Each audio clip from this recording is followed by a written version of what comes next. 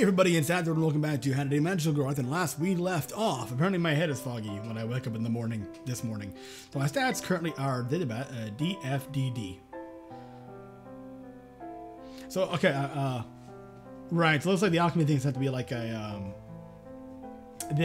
using one of the labs is like using the book, I'm guessing. It just does like a one thing, a one like little, like, notch upward as opposed to doing it in the whole thing, which will be overpowered, so nice. Okay, good to know. So I guess I can compile, maybe? Whatever. I have to use all my energy to focus, force myself to get out of bed. My limbs are heavy and I feel like I'm gonna vomit. What the hell's going on with me? Did I catch a cold overnight? I managed to stumble into the kitchen. I tried to prepare something for breakfast, but I don't think I can stomach food right now. Maybe I should skip school for the day. I feel absolutely dreadful. But more than that, I have a sinking feeling in the pit of my stomach. An otherworldly sensation I never felt before. Somehow I can sense that something terrible is going to happen today. I don't know why, but my body is warning me of danger like some sort of premonition. I'm not a superstitious person. I don't believe in having a sixth sense or in seeing signs from above. But this feels real. This feels serious. I've never experienced anything like it. An anxious gnawing deep inside of me. If something truly is going to happen, go down today, I need to get to the academy. If I stay home, I'd just be worried sick anyway. I gather my belongings and head out the door. In the corridor, I'm greeted by none other than my new friend Ray. Hey, what's happening? Oh, you don't look so hot. You feeling okay? I'll be fine, Ray. Has anything happened this morning? I don't think so. I was trying to meme you just before. Aside from that, can't say anything fun's going on. Have you seen either girls? Hikari, you or Yukari? Nah, sorry. We're here pretty early, though. Yeah, true. Just about Ray's attitude, nothing bad has happened at the school. Maybe I got all worked over for nothing, but how else do you explain the feeling I had? And by the way, I know I teased you yesterday about having to pick just one of us girls to date, but I wasn't really serious, okay? I didn't know if the other girls are even interested in you, so... Look, if you wanted to take me on a date, I probably wouldn't say no, you know? Ray blush is just a little, yeah. It's strange seeing her become bashful all of a sudden. Anyway, if you're ever interested, treat me to a hot lunch or something. I'm a pretty simple girl. Food and honesty is all I care about. Got it. Thanks, Ray. Food, huh? Huh. Don't mention it. I've been waiting for you. So would that mean like perception then, maybe? Huh. Ray wanders around and I lean against the wall to catch my breath. Any other day, I wouldn't believe that a cute girl would practically just give me permission to ask her out. But today, I just don't feel all there. The gnawing sensation in my stomach remains and it isn't fading away. Oh no. Everything's kind of, like, there's a haze now, like a slight filter. While I'm trying to calm myself down, I look out the window and notice something unusual outside. The sky is looking a little darker and heavy clouds are hanging overhead. Normally, I wouldn't think anything of it, but since the skies were clear just minutes ago, it feels a little strange. I feel a tap on my shoulder and nearly jump out of my skin. Sorry, Edison. I didn't mean to scare you. Oh, Hikari, jeez, you startled me. Sorry. Hikari follows my gaze and looks outside. Is it gonna rain? I'm not sure. The forecast this morning said clear skies all day. It's like Kaori's here now, too. I nod at her and turn my attention to the window once more. Have either of you seen Yui this morning? Yeah, I saw her earlier. She said she's going to be going to the lab to practice her alchemy. Why do you ask? No reason. Cutie Star would like to remind you that it's best to play the game with the volume on. Without warning, the entire academy starts to shake violently. Eek! What's happening? The girls are thrown from their feet and hit the ground. I manage to keep my balance, but I'm still slammed into the wall with some force. Ow! The ground continues shaking, but it's not as bad as the first tremor. I reach out a hand to Hikari and help her off the ground. We both help Kaori up, just before a stampede of panicked students rush through the hall. We need to get outside. Come on, let's go. Dazed and bewildered, I manage to follow the girls outside into the courtyard. Ah, there you are. We spot Ray on the side of the courtyard, and she rushes over. She's accompanied by Miyu, who looks as calm and composed as ever. Crazy morning, right? What the hell's going on? I guess it's an earthquake, but it seemed very strange. Thank goodness we're all safe. We're not all here though. Yui must still be inside the academy. I'm sure she'll be okay. It doesn't look like anything inside the building has been damaged. A tremor as large as the first rocks the ground, and we're all tossed about violently.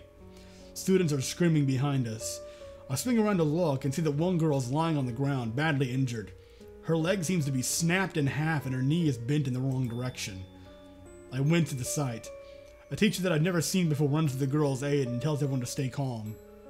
Addison... What? Look up. Huh. No, Satan, today is not the day.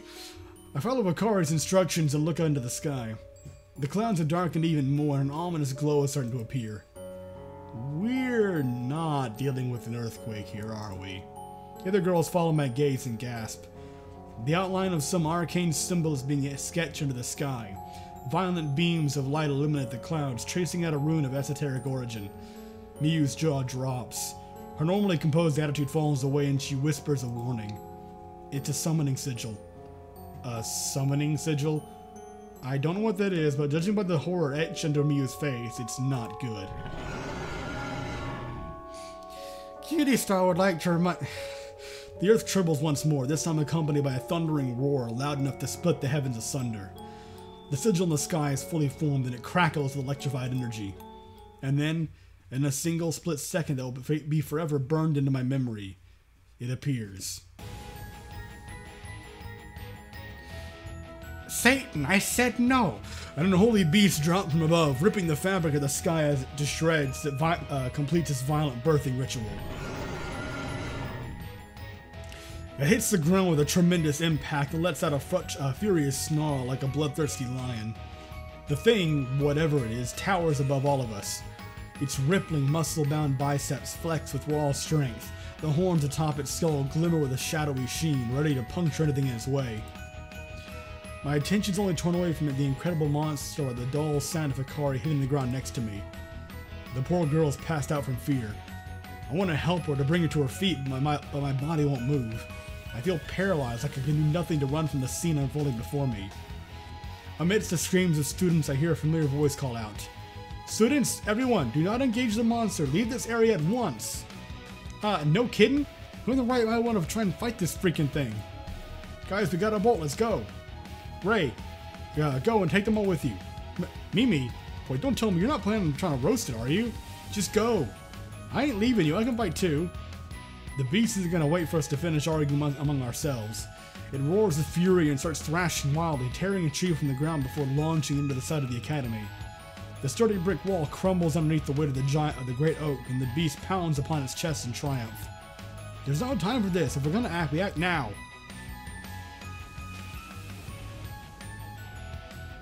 It'll be good to put my magic into practice for once. In order to defend this academy, I'll vanquish any demon that sets foot here. Prepare to face an inferno of power. Blazing Rose, transformation! Oh, good. Yep. A torrent of magical energy enshrouds Miyu and whips up a storm of sparks around her. When she emerges from the arcane vortex, she looks nothing like she did before. She's dressed in a fire-red gown decorated with roses, and her hair has adopted a crimson shade. Just like in anime and manga, it seems like magical girls prepare for combat by transforming into a more powerful form. I simply can't believe that this is calm, stoic Miyu standing before us. There. Now it's time to put my years of training to the test. I'd advise you all to stand back. Things about to heat up. Okay, that's... Miyu bravely dashes forward to confront the monster. Ray cheers her on and Kaori just watches in silence. Akari's returned to her feet, perhaps strengthened by Miyu's resolve. The monster roars and challenges Miyu as she stares it down. You will not terrorize this place. Prepare for incineration. I will punish you. A whirlwind of blistering hot fire encircles Miyu like a cobra coiling around its prey. She seems to have complete control of the blaze as she guides it with her hand, shaping it to her will. Return to ash. Go back to the shadow. The serpent of flame erupts forth and pierces the foul beast right between the eyes. The beast bellows in agony as the fire singes its otherworldly flesh. The scent of burned skin permeates the air and makes me feel ill. Oh yeah, you go, girl. I can't say I share Ray's enthusiasm. Listen, the battle is far from over. Although the monster took a terrible blow, it doesn't seem to be too phased with the scorch mark in the middle of its face. Gah. Guess it's gonna take more than one blast to bring you down. Without warning, the beast lets loose a sweeping strike with its fist. Miyu manages to dive to the side. She narrowly avoids the obsidian claws raking her across the chest. She hits the ground and rolls, quickly returning to her feet like a skilled acrobat. Someone needs to help her out. She can't get this thing down on her own. Why don't you do something for once? Don't tell me you're all talk. I don't know even a single spell. I've been at this academy for just a couple of weeks. Ray, you're a third year too, right? Surely you can transform to see Miyu. Well, of course I can, but I can't control my magic as well as Mimi can. She's always lecturing me about needing to practice more. Well, I am now. If I go out there, I'll just get in her way and put her in danger. Ugh, Hikari, what about you? Addison, you know I can't transform. I'm in the same boat as you, and besides, I don't think I have the type of magic that can defeat a monster. What do you mean? I can only heal, remember? Oh, right. I look back at the fight and see that Miyu is summoning flames once more. Fire! Haha, let's try this again. In reaction to this, the monster slams its fist on the ground, knocking Miyu off balance with the force of the tremors. Ah, damn it! With her concentration shattered, the flames surrounding her instantly dissipate.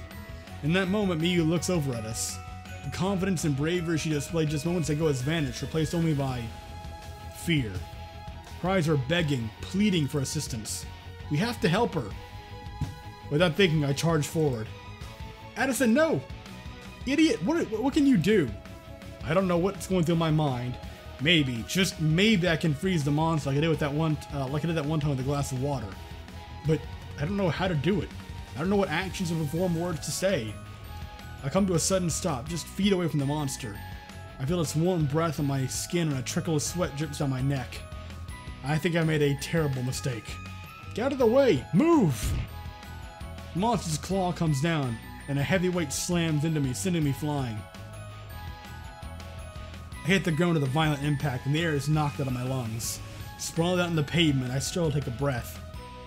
As I splutter and cough, a shadow falls across my face. You'll be alright.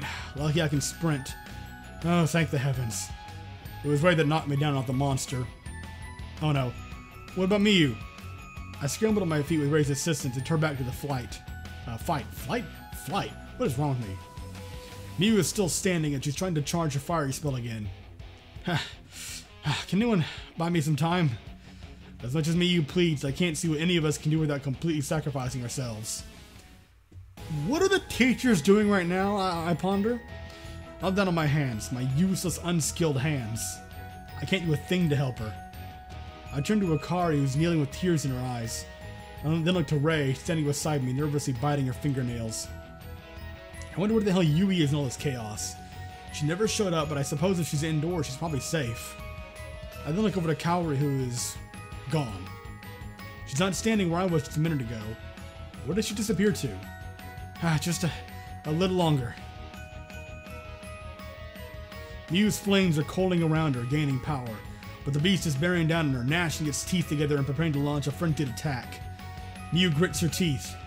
I can see the sweat on her brow, and I faintly hear her curse under her breath. Please, anyone, buy me just one more minute. Oh, fine. That voice, that irritated, impatient voice. Kaori is standing behind the giant monster. She has her arms crossed, an annoyed expression on her face. Look at me, you big lug. Her taunt causes the monster to briefly turn around. It examines her up and down, decides she's not a threat, and then turns back to Miyu. How rude. I'll show you your place. You're nothing but scum.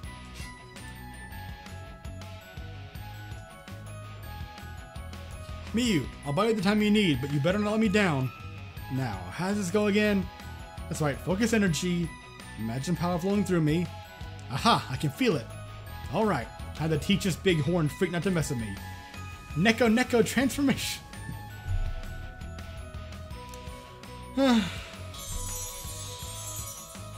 Nya?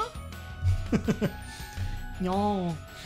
A blizzard of sparkling light surrounds Kaori. When she steps forth in the hurricane of glitter, she seems like a completely different person. She's now wearing a cute pink little number.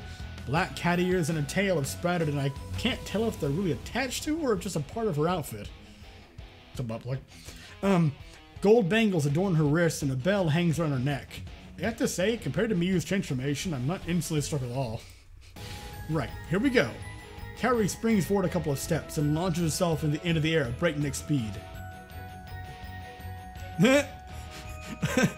Wha-bang! Just like a cat, she's become nimble and graceful. She becomes a blur in the air as she hurtles towards the monster. Whoa, she's fast! Unreal. Even Kaori can transform? Well, she's a second year. I guess she's already learned how to control her powers. Kaori rockets downward, leaving behind a sparkling contrail of enchanted glitter. Take this! Kaori slams near the side of the beast's head, clawing at his face with her hands. The beast cries out in anguish and frantically tries to swat her away. But before it can even land a hit, Kaori has used its horns to spring back up into the air and prepares for a second drop. Where'd it go, Kaori? Yes, thank you, Kaori. Now, just a few more seconds. Kaori flips in midair, turning her skyward jump into a headfirst dive. Eat this, you freak! She plummets toward the monster again and narrowly avoids a counterattack from the beast's claws. She extends a fist forward and connects a solid punch to the monster's jaw. Gotcha! Okay, I'm ready, Kaori. Get back! Roger that! Kaori bounds off the ground without hesitation. She gets herself to safety in the air just as Miyu unleashes a barrage of scorching flames. The fire sprays forward and engulfs the beast's entire body. I have to shield my eyes from the blazing inferno in front of me. I feel like I'm gonna melt and I'm only just standing on the sidelines. I can't imagine the excruciating pain that monster must be in right now. When the heat from the flames dies down, I take a cautious look at the scene in front of me. The beast has been reduced to a pile of smoldering cinders. Black smoke is thick in the air and Miyu is hunched over, panting with exhaustion. Kaori is walking away from the destruction. As she moves, her magical outfit begins to fizzle and disappear. It's replaced by her regular school uniform within a matter of seconds. It's over. They actually killed that thing. Phew. I slump on the ground and try to take a deep breath. All the anxiety and the horror has left me feeling drained and lightheaded. I try to ask Hikari for comfort, but my words won't come out. She doesn't notice me trying to get her attention, just rushes over to Miyu to check up on her. Honestly, Miyu is the one who needs it most right now. Fuck me. I fall back a little and let my head rest on the pavement. My vision's blurring and I'm starting to have trouble remembering what just went down. Something about a monster attacking the school? My ears are ringing and my throat is dry. Just before my vision disappears completely, I see the shape of someone's face leaning down over me. Hikari? No, someone less familiar. Oh, Addison, you look very faint. You okay? Satomi? Miss Otsuka? I think it's her. Good. If I pass out, at least the teacher can look after me. I'll just sleep. For a little while. It's what I'm best at anyway. I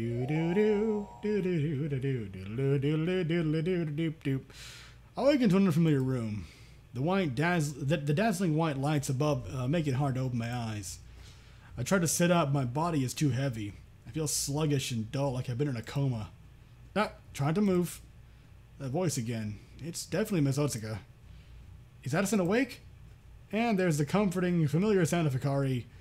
Satomi and Hikari stand over me. Satomi puts a delicate hand on my forehead. You're still a bit warm, but I think you'll be okay. What happened? Where am I? You're in the Academy's first aid wing. We need to move you here after the battle. The battle? Don't worry, everybody's okay. There were a few injuries, nothing that can't be treated with a bit of magic. Oh, good. Miyu was so brave. She fought that monster so courageously. Even Kaori helped her out. I didn't think she had it in her. Your friends fought splendidly. However, I wish they would have left the battle to us teachers. We are more than capable of handling such a low-level demon. I didn't see any of you doing anything. You... That was a low-level demon. Yes, in a way. But there's no need to concern yourself with that right now. You need to focus on getting better. I think the stress of the situation wore you down. It's not uncommon for the human body to go into shock after such an occasion. You'll be just fine as long as you get some bed rest. I have a feeling it's more than just shock. Can't confirm that, but it's a suspicion. But, so tell me, I mean, Miss Satsuka, why did that monster attack the school? That I don't know. I will be investigating the reason over the coming days. Regardless, the school has been secured. We have extra teachers on duty to make sure an attack like that doesn't happen again. For now, I need to see to the other students. Hikari, will you stay with Addison? Of course, that's no problem. Thank you. Well then, give me a call if you need anything. Feel better soon. Satomi leaves the room and Hikari comes to my side and holds my hand. I was worried about you. I'll be okay. I still feel pretty rubbish. Don't worry, I'll look after you. Just like how I used to look after you when you got sick as a kid. Some things never change. Hikari gives me a warm smile. Hikari, whatever happened to Yui? Where was she during that whole ordeal? Yui, she showed up after the monster went down. She said that she heard the fighting outside but was too scared to leave the alchemy lab. Huh, yeah, I see. I thought for sure that when the tremor started she would have tried to get outside. Yeah, me too. I'm not really sure what she was thinking. But something that you said is kind of bothering me. What's that? You called that giant glyph in the sky a summoning sigil. Yeah, so? Well, that means the monster was summoned. It was called to the school by a person. Oh, I get it. You're saying it wasn't some random attack. Someone intended to attack the school using a monster. Yeah, but who would do such a thing? I don't know, but Yui was the only one who didn't exit the school. We didn't see her before or after the monster was summoned. That has popped into my head, but I'm not going to jump to conclusions and say me who did it, just that it obviously seems kind of suspicious, but there's nothing to confirm that, so her story is totally plausible, but until there's actual, further evidence, I won't be laying any kind of judgment or anything. Ellipses. What are you saying? I don't suspect Yui, it's just someone had to bring that monster here, that's all I'm saying. Hikari, Yui's a first-year student like us. None of us have the power to bring a damn demon forth from the sky. Yeah, you're right. I was being silly. There's absolutely no reason to suspect Yui. Yeah. The more I think about the battle, the foggier my head seems to get. I feel like I'm ready to pass out again. I don't know why Hikari is trying to pin the monster attack on Yui. That just doesn't make any sense. Yui's our friend and she couldn't possibly have the power to do such a thing. My head is spinning. The bright white lights above are giving me a headache. Addison, are you okay? My eyes close against my will and I start to drift off.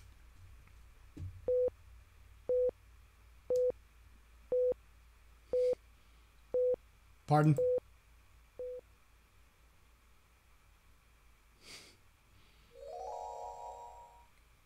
Hey, that coma theory's back. And on that note, thank you very much for watching. I hope you enjoyed, and I will continue this in the next episode.